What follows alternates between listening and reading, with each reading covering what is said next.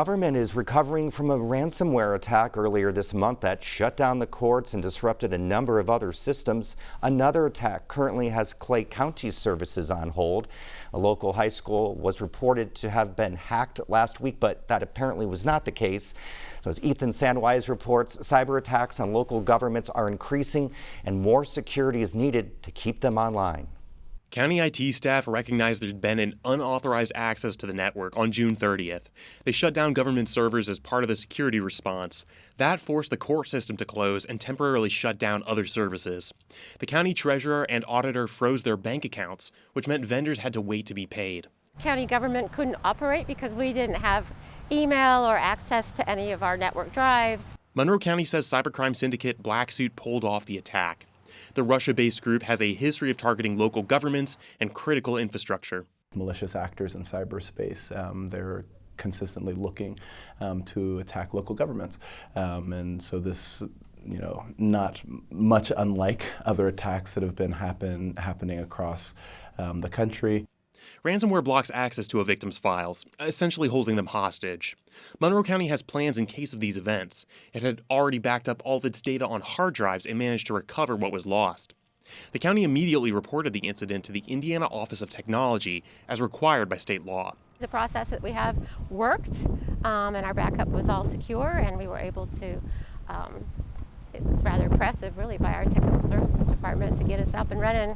Although the government is now functioning as normal, it hasn't said yet whether Black Suit asked for a ransom or what kind of information it stole.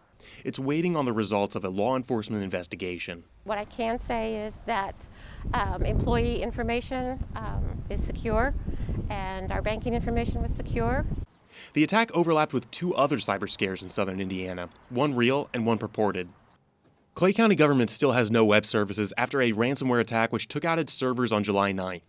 The county issued an emergency declaration saying the attack prevents it from providing critical services such as the courthouse, community corrections, and county probation. The Emergency Management Agency declined our request for an interview, saying it didn't want to jeopardize the ongoing investigation. Black Suit also claimed to have hacked the Richland Bean Blossom School Corporation in a post on its dark website. Local media reported the alleged hack last weekend, but on Monday, the district denied that its servers had been compromised. Still, the school board says it's taking the threat seriously. All of our data has been secure. Nothing has gotten out of RBB hands, and we took immediate action to look into what was going on. Documents extracted from the zip file on Black Suit's website bear the logo of Edgewood Primary School in Nottingham, England.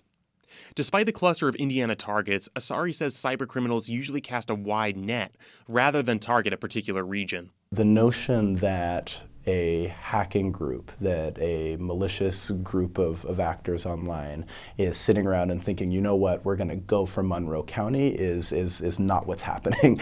Monroe County has cyber insurance, although no claim payments have been made to date.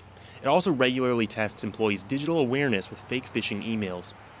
Asari says Indiana and Monroe County have strong security protocols, but it's going to take sustained improvements to stay secure.